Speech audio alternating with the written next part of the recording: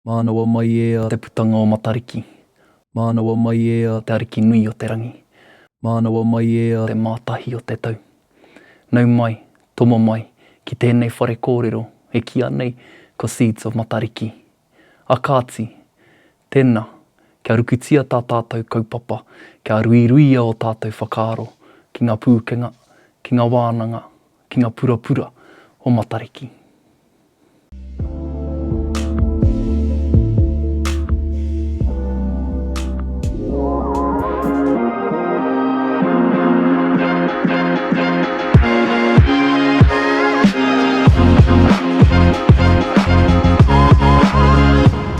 Ko Matariki tērā e ārau mai ana i te pai, te whetū tapu o te tau. Ko Matariki kei runga, ko Rangi Matamua tēnei, e tau nei. Nau mai haere mai ki tā tātou kaupapa, Seeds of Matariki. E hoa, nau mai hoki mai ki tēnei whare kōrero planting seeds. Tuatahi ake kei te pēha koe. Kei te tino ora e hoa, me te mihi nui ki a koe.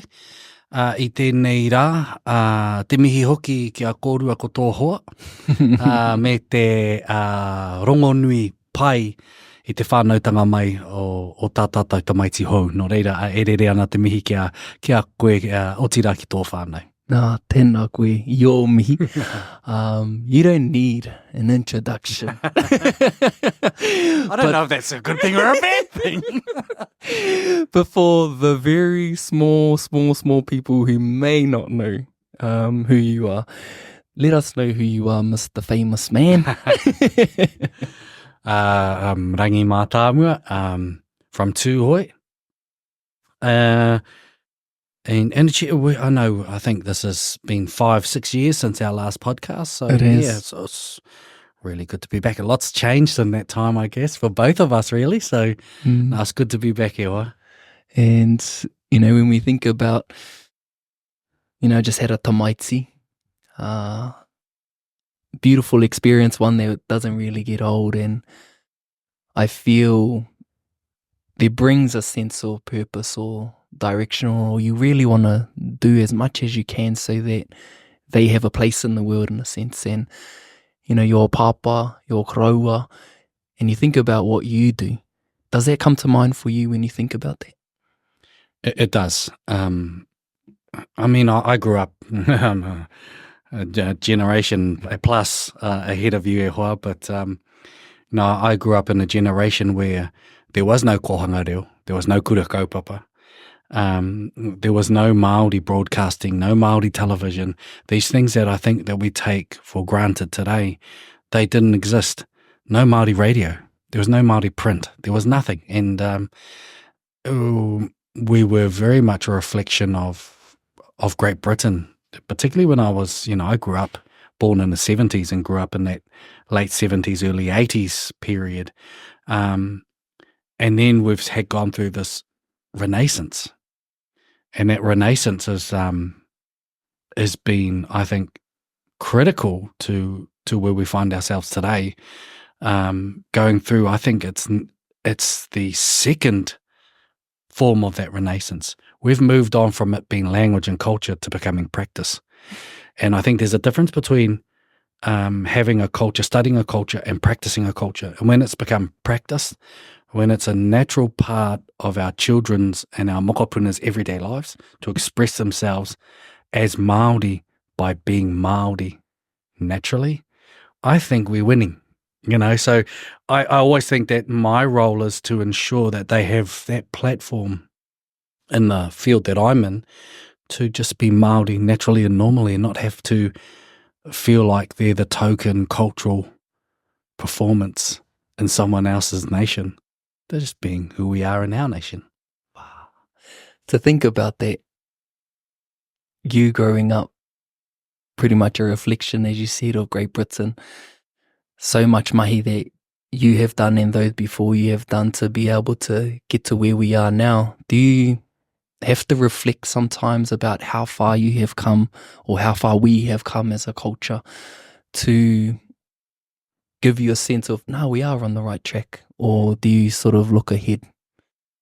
I think for me personally, I spend most of my time looking forward to what's next, I can be pretty relentless. I think it's not a good thing at times, but I get hyper focused on something, and I will work really, really hard towards achieving certain things.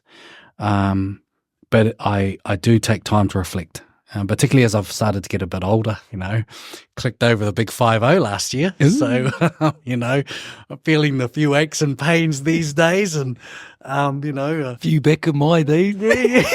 I've already started doing that. My day, you wouldn't have survived. I say that to my boys. Yeah. So, these days, a good night's sleep without having to get up going to the bathroom is a win these days for me. But I do take time to reflect now and think about, just how far we've come as a people, and all of those individuals that have worked across so many spheres, to really establish and make sure that we have a place in the modern society. And that's the cool thing, I think, where we're finding ourselves. There's ups and downs, but one thing that's happened is we have put our culture to the forefront of this country. It's everywhere, and not everyone agrees with that, but it's awesome. For me, because for us, we agree with that. We've pushed it to that space, and I think that's so cool. So yeah, reflection more so these days than I used to. If we reflect just on the last 5 years, 2018, we're sitting in my parents' sleep out on these big red couches, and we had a beautiful discussion, and we were talking about Matariki, we were talking about kai. 5 years later, so much has happened. And it's crazy how much things can happen in such a relative short window. But from that discussion, you think about where Matariki is now, a national holiday, which is massive along with everything else in between. But thinking about that time and thinking about where we are at now, is there anything particular that stands out mostly to you where you can be like, anei te hua, which could be the holiday, but what are the things that have happened in order for these things to come to fruition? I think timing is always important. Being ready for the opportunities where we can really highlight our culture. Matariki is a beautiful celebration because it speaks to the heart of some of the most basic principles that make good people. Those wonderful principles: unity, collectivity, sharing food, connecting to our environment, coming together to celebrate who we are, and probably more importantly, who we want to be. All of these things are in Matariki. And I had a Zoom call with the Prime Minister when it first was talked about, and Cabinet. And the Prime Minister at the time said to me on the Zoom in front of the Cabinet, "Do you think we're ready for a Matariki holiday? Do you think that as a nation we are ready to take this on?" I looked at her and I said, "Prime Minister, we are ready." I had no idea. I didn't know we were, how can you decide if a nation is ready? But that was an opportunity that I was like, we're not letting this go. And so, we put it together. I think probably the biggest thing for me is how much has been taken on board across the nation. In the first year, 51% of the entire nation did something to celebrate Matariki. Last year, 60%. 60% is much bigger than Te Ao Māori. Every Matariki holiday, there are hundreds of events, maybe even thousands, if you take into account what people are doing in their own homes, if not tens of thousands of events, gatherings happening across the country at that moment. We stop an entire modern nation to celebrate Mātauranga Māori. And that freaks me out in some ways, but that's what we've done as a collective. We say the entire nation is going to adhere to our traditional values and beliefs because they still have meaning and purpose and relevance for everyone today. For everyone. Everyone. That's the biggest thing for me. And from Pākehā schools students in schools, to Māori, to our Pacifica relations, to our Asian people that have come and settled here. We have all of these groups of people celebrating it. And I think for me, that's the biggest, most significant thing for me anyway. So when we think about what you said before about learning then to practicing, is that where the kōrero Matariki hunganui? So there's the kōrero, but then now we're actually practicing it. So what is that that's a whakatauki, or is that a kōrero tuku iho? What's that phrase? So Matariki hunganui really refers to the gathering of Matariki, or the people of Matariki, te hunga o Matariki. Ka whakakotahi i te wā o Matariki. Ka kotahi te iwi i te wā o Matariki. Now, Matariki, I think in many ways has kind of been practiced through events and through for a number of years, but in this formal way, what we've actually been able to do is to see that practice spread from one end of the country to the other. And it's also, created this groundswell of people getting back into traditional ritual, traditional ceremony, traditional practice, hautapu ceremonies. There's been a surge in people acknowledging their connection to the environment during the time of Matariki,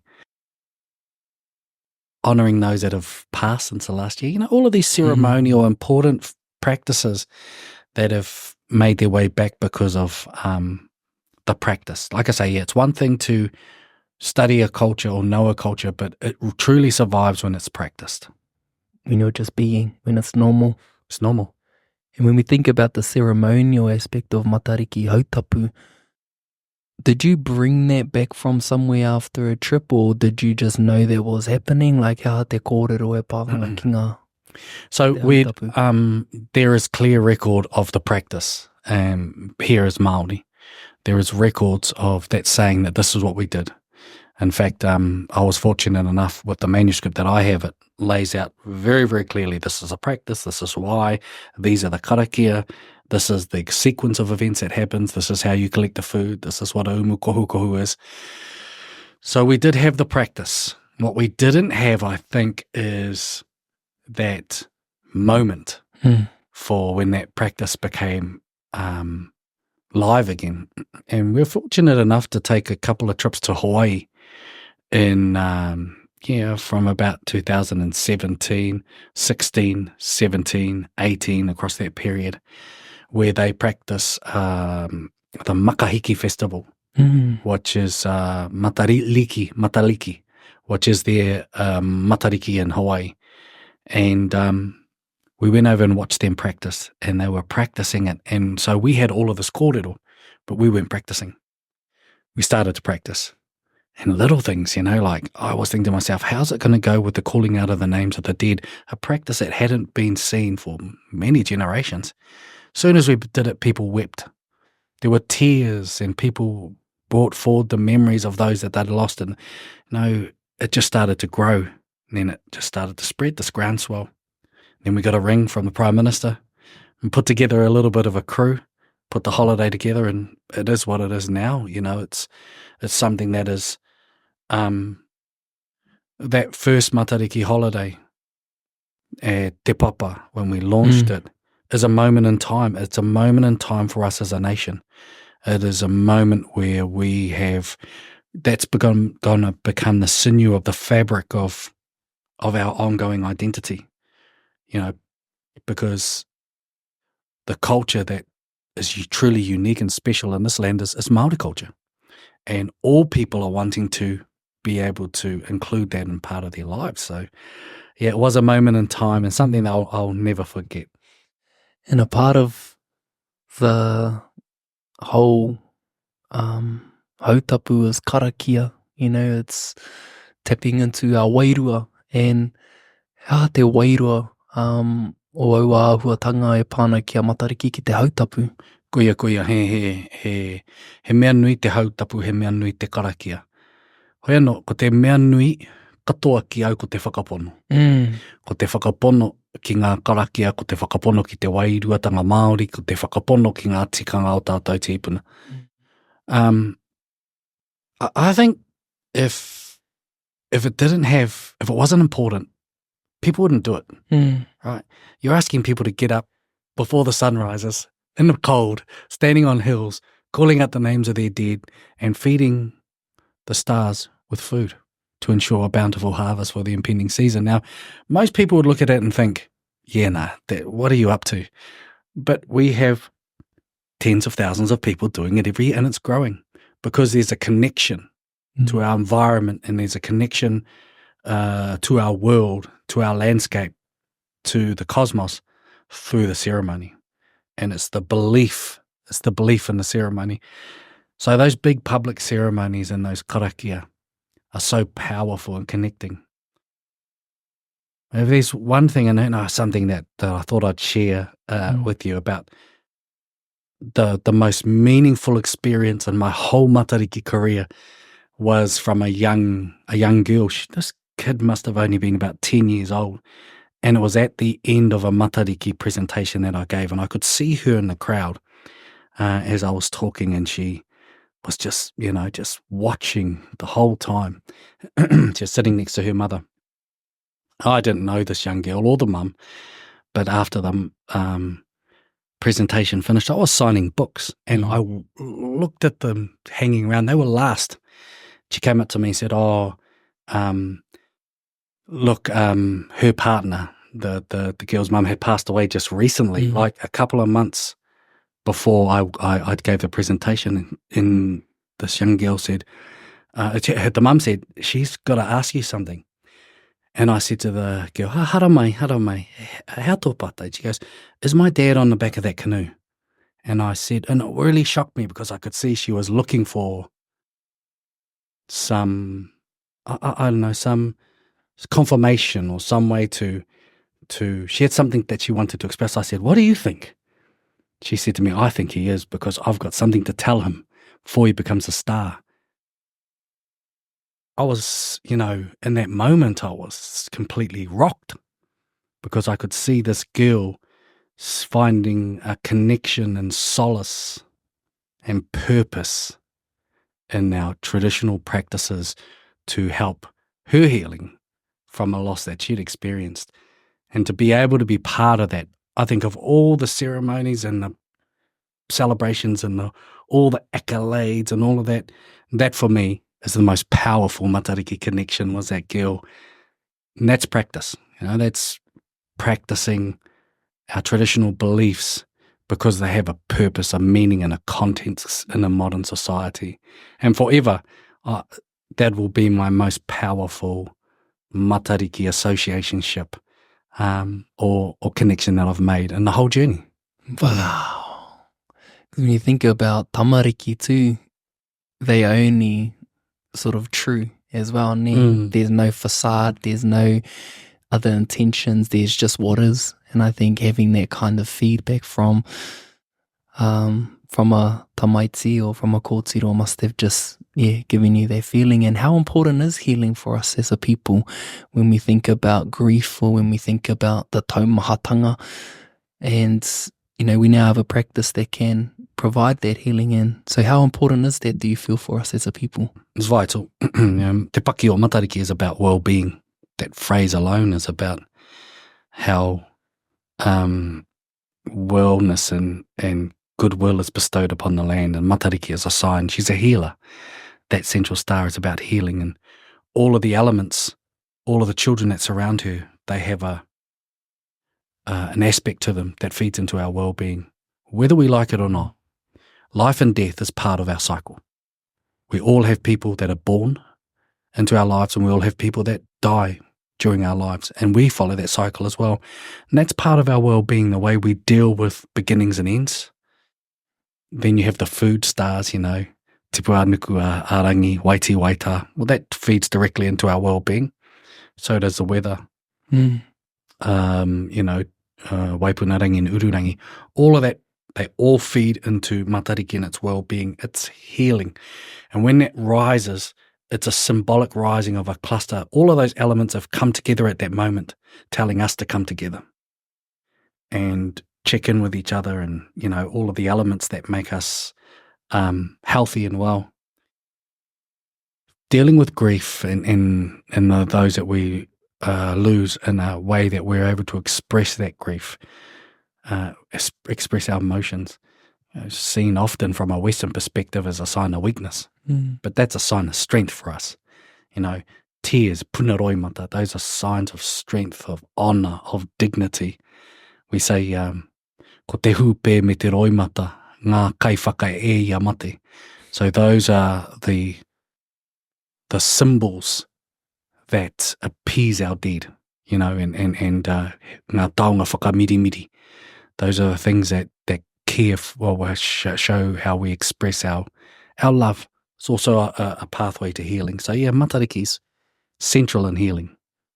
I get like a little bit emotional hearing you kōrero about that, because I just hear the kōrero, but then I also just think about how awesome our tipuna were, and just having this as their natural way of living, and being able to look up and know that we have a connection not only to the papa but also to the stars, and being able to see with their naked eye at that time the relationship that these whetū have, and how they see themselves and see us mirroring what they can represent. And when you think about that, are you still blown away by how our tupuna were, or like this mātauranga that, that's still relevant, more relevant today? Our ancestors were phenomenal, truly phenomenal. I don't think that we honestly understand just how incredible they were. Their connection, their intimate relationship with the natural world, the stars, the sun, the moon, the earth, all of the creatures. They were just so connected, so much more so than we are today. With all of our modern technology, we are nowhere near connected as they were, and they lived it and practiced it.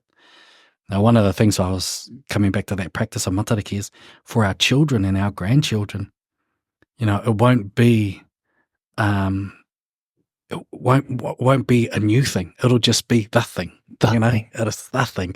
Matariki is our thing. It's the thing, and they'll just practice it.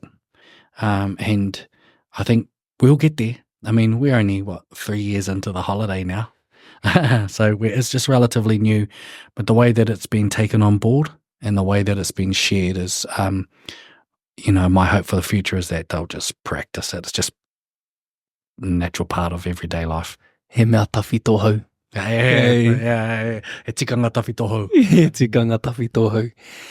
Last time we did have a catch-up, we spent a bit of time talking about time and maramataka and how out of sync we are. And you said this phrase where the biggest colonizer wasn't our land, wasn't our reo, but it was time. Is that still the same now, do you think, in terms of us being able to become more aware of time and how we interact with our natural world, or even just being in tune with ourselves? Well, I'm glad you raised that, because I've had a lot of time to consider those comments, and and I think they're more accurate now than they were when we spoke about them a few years ago. So we currently live in that Gregorian Western 365 and a quarter Pākehā calendar system. It's a Western calendar system, and it's only driven by the sun. So regardless of where you are on the planet, we all follow a similar timekeeping system. It has no acknowledgement for season, of animal, flora, fauna, fish, weather patterns, stars. It just follows how long it takes us to go around the sun to try and keep us all in sync. Those timekeeping system, hours, minutes, seconds, days, weeks, months, are just human constructions. That's all they are, right? We've constructed this journey around the sun, segmented it into periods, and it drives every part of our lives. There's no doubt in my mind that time is the biggest colonizer. It's every single thing we do is driven by time. Even we're paid by how much time we spend doing a particular task. It's not a tangible thing. We've just made it up. Whereas our Māori calendar system, or the maramataka, is a environmentally driven time. It's a real thing. It's sun plus star plus moon the seasons, it gets cold and it gets warm. Those are actually happening. You don't worry. So sometimes in a Western calendar, say it's the first day of winter and it's still really warm. But from a Māori calendar, when it starts to snow, you know you're in winter. So you're actually following the environment tells you this is the season now. This is when you should be doing that. This is when you don't wait till the weekend to go fishing. Could be the worst time. It's saying, actually, you need to go at this time. This is when the environment is ready. But we're out of sync with our environment. So been really trying to work on running dual systems of time. So we know at any single moment where we are in our Western calendar, and then we know where we are in our environmentally driven So you're tracking both. Tracking both. We can't get out of the Western system for now. We're caught in that. But hopefully we can run dual systems of time because, yeah, we are slaves. We are slaves to the Western calendar system. All of us, every person on the planet. It drives everything we do. And like I say, I'm not saying we shouldn't follow that system of time, but we need to be aware of the mechanics of time that we follow today as a human construct. It's actually not real. We've just, people start feeling bad on Sunday because they know they've got to go to work Monday. Yeah. By the time you get to Friday, you're feeling really good because you know you're on the weekend. But that's not a real thing, right? That's just because we've put these understandings that Monday to Friday is work. Sunday is when you go to church. Well, why is Sunday more sacred than Tuesday? From a Māori perspective, it's not. But we've westernized our thinking of time and we're so entrenched into it that it colonizes not just what we do every day, but even how we think, how we relate to our world. I'll do it on Monday or start on Monday. Start that diet on Monday. Go to the gym on Monday. Hey, come Friday. McDonald's. Take out. But man, it's actually hard to wrap your head around that confronting realization, that these constructs that we abide by, we're out of sync with it. But then how do we actually begin the process? Does that just look like, well, just go out and be present with the taio? And then I feel more challenges come up because the world that we live in terms of, our devices, the Monday to Sunday, pressure from everyone else on how to be.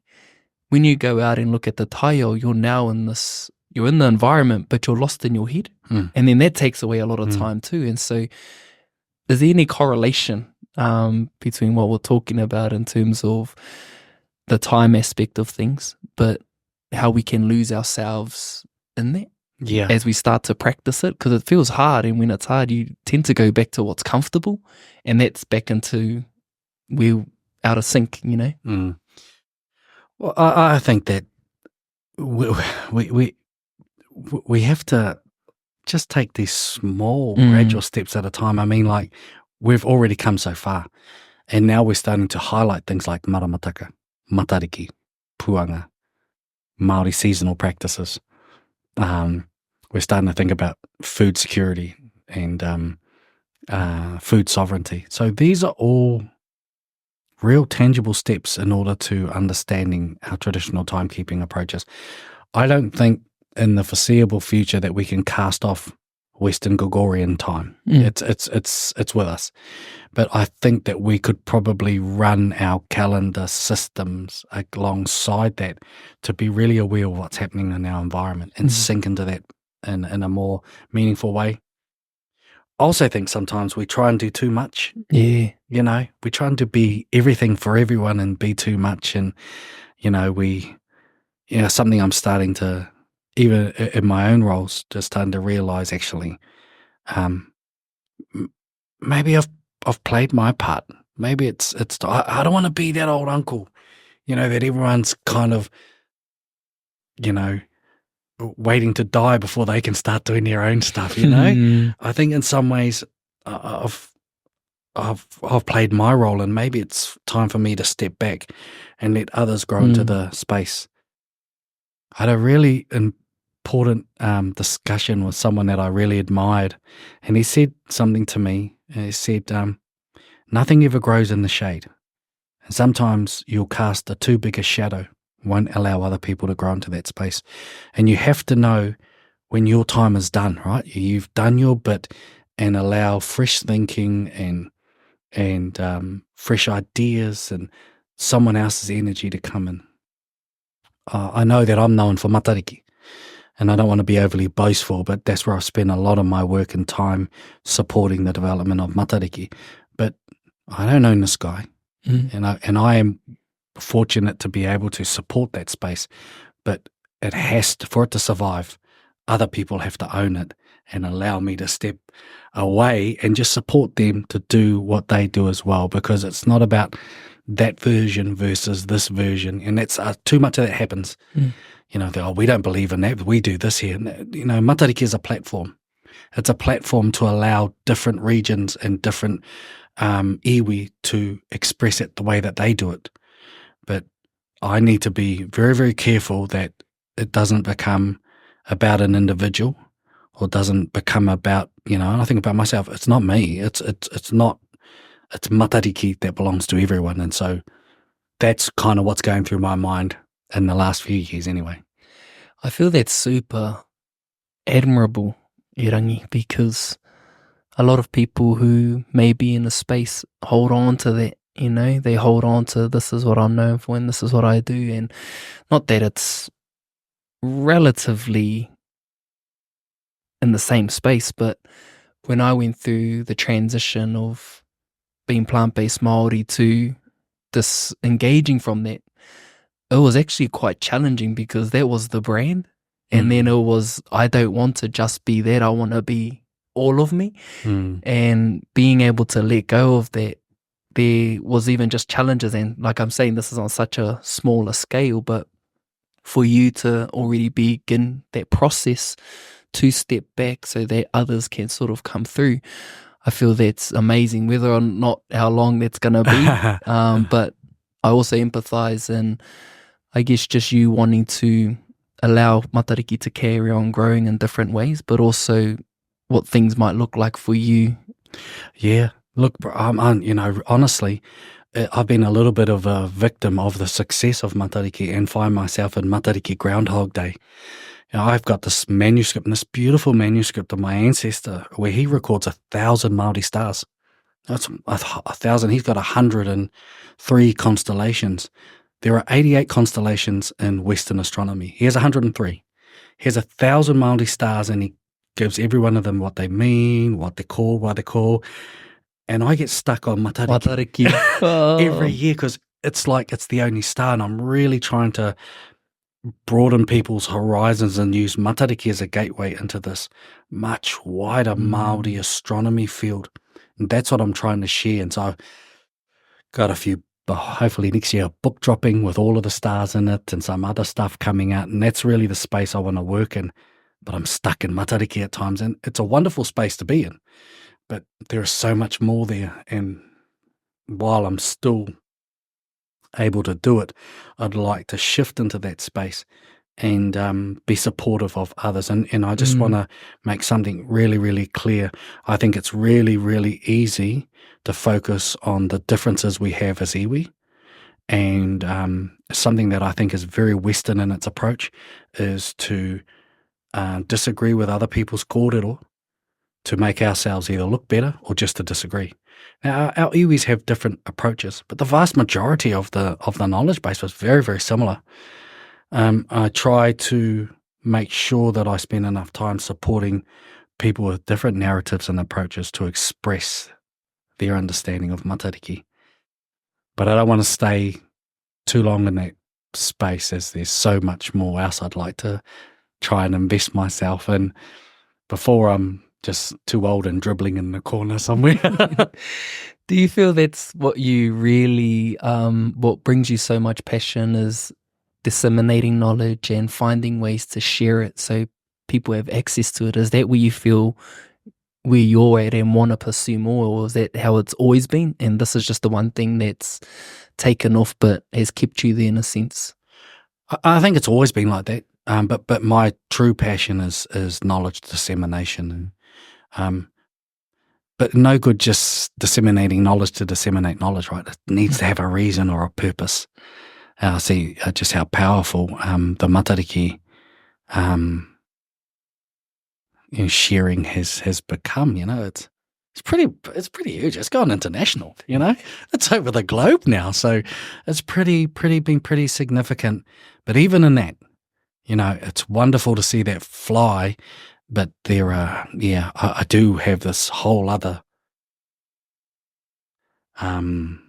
corpus that I'm trying to really get into and share.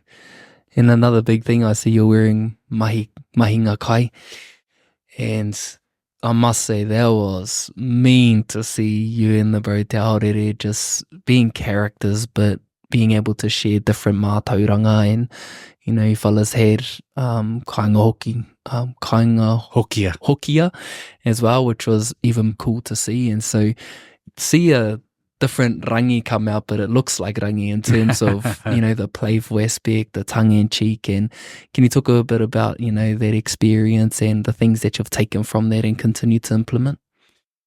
Well, by nature, I've always been quite cheeky, I think, and enjoy a good laugh and enjoy banter and wit, but then I find myself in very serious situations as well, and giving formal speeches and so this was just a platform that allowed me to just be a little bit more relaxed and share knowledge and experiences, but in a very relaxed. Te Aotearoa, I find him to be a genius in the way that he's able to take content and really make it have an impact. And I really have to acknowledge him. And previously to Te Aotearoa's work, it was a work that I did with White Cloud and Āio Media, who did many of those early Living by the Stars productions. And I've been fortunate, but this is something that's allowed my very cheeky side to come out. And, I'm hanging around with someone that's, very youthful and very just vibrant. Just as cheeky. But his youthfulness, and I'm trying to match him and act like I'm a young person, and it doesn't come off all of the time, but we have a great time. But also being able to use that platform to share. I can barely turn on Facebook, so I'm relying on him to do his job, really. But it's been a really wonderful kind of experience just doing that. And, the reach is huge. I had no idea. I'm of that generation where we waited to get our news at 6 o'clock when the news came on, and I still do that. He was with me the other night, and I was making him watch the 6 o'clock news, and he said, I haven't watched the news ever. I'm like, well, this is what my generation does. And so it's a learning for me as well to realize that this generation access their information in different platforms. It's a really cool experience though. And you're implementing a lot of those things that you guys were able to, I guess, work through and share with others, and you're getting into food sovereignty and, as you said, doing a lot of hunting, doing a lot of trading. And again, that's just practicing being Māori and mātauranga in action. Yeah, no, we're really into food, gathering and harvesting, sharing, trading. We're actually looking to implement with our ngaitahu friends a kai haukai, which is a traditional feast where we take kai from where we're from and take it to them and give it to them, and we have a big feast, and we leave them with our kai, and we take their kai and we take it back to where we're from, and it's preserved, so we eat that through the year. And then the next season they'll come to us. So that kai haukai, sharing of traditional foods, I actually think we win on that trade, because they get pork and deer, and we get oysters and kaimoan and titi. I think we get the better end of that deal. But it's so much more than just a sharing of food. It's sharing of narrative, of culture, of creating those bonds with one another. I'm actually trying to hopefully can get my son to marry into my younger one to marry into ngaitahu and get us a foothold in there. But it's building these relationships around kai. So again, that's something else we're really looking to foster and develop in the next few years. Wow. And so you brought up your son, and you've got mokopuna, and I'm sure that's a part of you wanting to sort of step back a bit so you can really just step into those things that I'm sure are just hugely important to you. And is that a big reason as why you just want to be able to be koro and be papa more as well? The whole experience around Matariki and it has had a huge significant impact upon my life. And I've been privileged and honoured to do what I do, but it does have an impact. I spent 38 weeks on the road last year of 52. That's how much time it takes. And my family suffers, and I've it's come at a cost. It has come at a cost, and it's like anything. You make sacrifices to ensure that stuff happens, and people in Māoridom sacrifice their lives to ensure that the next generation have the things that we talked about at the start. Kohanga, kura kaupapa, and people have sacrificed all sorts of things, and I find myself having gone through that as well, having given up things, and particularly with time, because you never get it back, right? And so as I've gotten older, I've started to realise how precious that is, and trying to manage that a little bit better. But yeah, trying to spend 40 weeks of the year on the road is pretty taxing. And I miss my mokos and miss my whānau and even time with my friends. So I think that's something we always have to think about. Everyone makes sacrifices, but there's also needs to be ensuring that you're, we stay connected to those closest to us. 100%. And I feel the beautiful mahi that you have been done is certainly felt, and I feel you looking at what it is that you have done. It's absolutely incredible, Rangi, and I'm looking forward to seeing what comes of this, and even more so you being around your mokopuna more and more.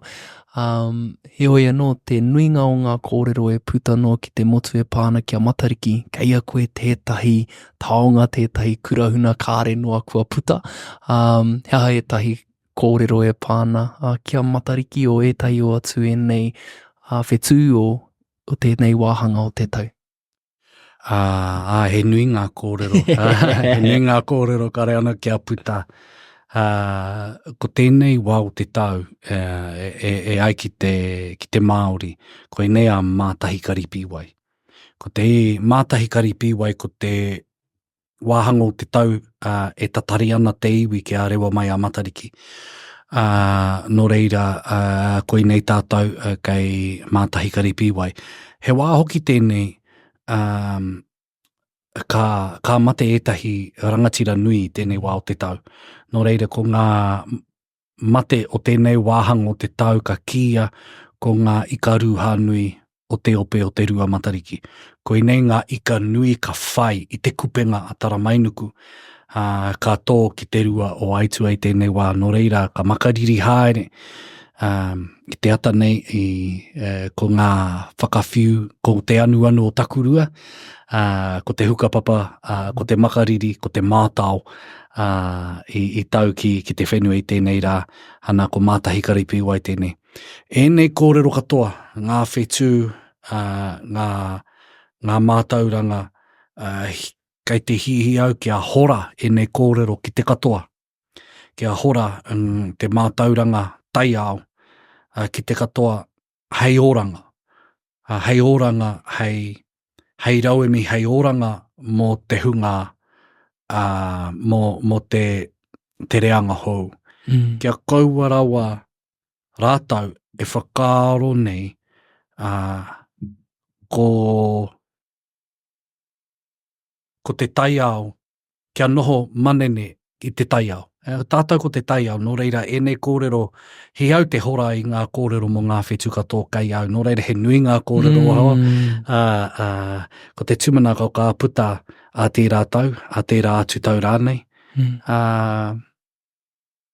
Ka rei te tino mōhio ki te pai tawhiti. Ia rā he pai tawhiti atu anō. Oi anō, ko ira te whakaaro nui tēnei wā. Tēnā koe, Rangi. Don't always know what's ahead, right? But I think as we come back to a lot of the theme of our kōrero around time, all we have is right now. All we have is tēnei wā. and being able to, I guess, do our best in how we optimize or how we best use their time is, I guess, where the majority of our focus should be. And, had a kōrero with the young rangatahi Hiko, and his whetū was around Iwa i te rangi. And we were talking, and there was a space of us talking about dreams and aspirations. And it's good to have that paitawhiti. It's good to have a notion or an idea of where we're going, but tika tana kōrero, it's actually about the little milestones along the way, those little things that we can do. And so when I pass it over to you, kia whakakapi, nei kōrero tāua, what are some things that we could be mindful of around this time too, whether it's preparing ourselves to be more present with our whānau, whether it's acknowledging those who have passed, or whether it's just being together? What are some kōrero or some final whakaaro from you for our listeners, Rangi? I think we find ourselves, for the most part, in two major spaces. We either reflect looking backwards, or we look to the future, and quite often we miss the present. We miss what's right in front of our nose because we're always striving for something that's ours, as we're hoping to achieve. And I think when we get to that point, then we just miss the whole point of it, because we're looking to the next thing or to the next thing, and then we reflect back once certain things have passed. One of the messages, I guess, if I could leave one with everyone, is Matariki. Its whole intention is to bring people together. Yeah, we reflect on those that we've lost, and we looked for the future, but really it brings people together to celebrate who we are right now. We're in that present. We connect with each other. We sit down with our whānau and say, pē a koe, what have you been doing? How are you? It's about being present. I think I said this a few years ago, because people are asking me, should I give presents at Matariki? So don't give presents, be present. Hey, be present in that moment. So when we connect with one another, really think long and hard about being in the moment, eat together, but share kōrero together. And it's a dying art. It's a dying art where we're on our phones, right? Actually look someone in the eyes and say, how you been? What you been doing? And then talk to them. Connecting to the present. That's Matariki. That's Matariki Hunganui. Matariki, the gatherer of people together, because only we can share this, our kōrero and our insights and our aroha and our emotions with each other on a level that you'll never, ever, ever get via any device. And so I hope people will take that time and realize, it's good to have goals and it's good to reflect, but let's be present, actually be in the moment with one another and take that time, because I think basically being present in each other's lives means that we care for one another. They're not just a passing thought or someone that we know, but they're someone that's meaningful to us. So yeah, oira. Oh, that kōrero was for everyone else, but man, that was just hitting me right in the feels because the season that I'm in currently is a beautiful, abundant season, and very privileged, and I feel blessed to be able to get to wake up and do what I love to do with awesome people such as yourself and many others. But I can see myself, and I notice where my state of mind is just constantly on the mahi, constantly on the next thing, and I can feel my manawa just being a little bit pauri, because I want to be with my whānau more. I want to be with my tamaiti more, my children now, and I can also see experiences where I'm doing mahi, enjoying it, but then my son wants to play, but I'm still focused on the mahi. I'm really feeling that kōrero and everything that you have been sharing. I'm trying to take it on board, because there's a lot of value in what it is that you do share, and it's helpful for those of us who are on that journey of reclamation, on that journey of being better people, and everything that you have contributed your life towards. It's having an impact on many people. So, e rangi, tēnā koe, thank you so much for gracing the podcast 5 years later. I'll see you in another 5 years. Where you'll be 5'5". Nah. Oh, God, boy. God, boy. Oh, well, never know. Hopefully the Warriors have won by then. Oh, cut there. Nah. Oh, anyway, bro, thank you so much. God, And me, bro. yeah, we'll catch up again. And kia koutou mā, tēnā koutou, katoa. Uits.